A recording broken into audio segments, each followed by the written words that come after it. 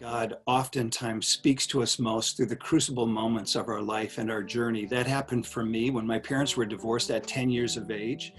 And during that experience, I had a longing to be with my father, but found myself being with my mother, five sisters, and one brother, which was terrific in one way, but I had a longing for my father. And I isolated, I became alone. I didn't connect with kids that were in my class. I did not do well with academics, and there was concern because I was falling back. And the teachers had a conversation with my mother and thought it would be wise for me to repeat the fifth grade. I don't know how it's possible to flunk the fifth grade, but I flunked the fifth grade.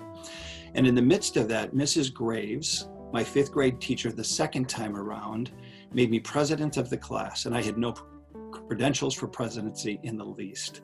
But it was, I think, the power of a great teacher who, by the way, was a Christ follower, who said, "Not on my watch is this kid going down." And shortly thereafter, I had an experience that I can only call as a mystery.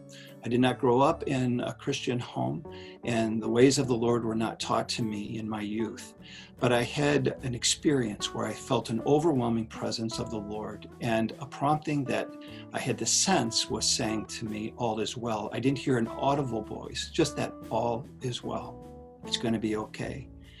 And I felt that hovering of what I now see to be the Lord being around me, in me, and through me, through my junior high years into ninth grade, where I got an invitation to go to an FCA, Fellowship of Christian Athletes camp in Colorado Springs, Colorado, where Fred Cox, Minnesota Viking kicker, shared the gospel. And I heard the gospel for the first time, and it resonated with my heart.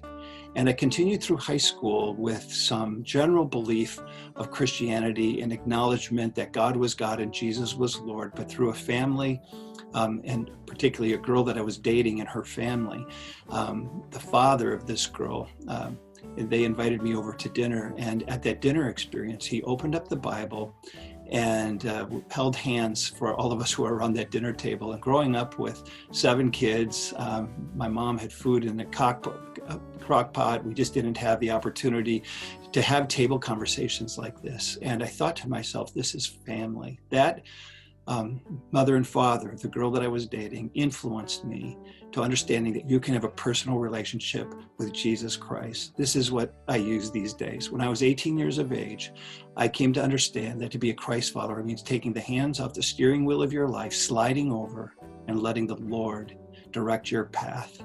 And when you do, then His Spirit indwells you and He guides you so that you can be and live like Jesus. The best gift in my life was coming to know Jesus Christ.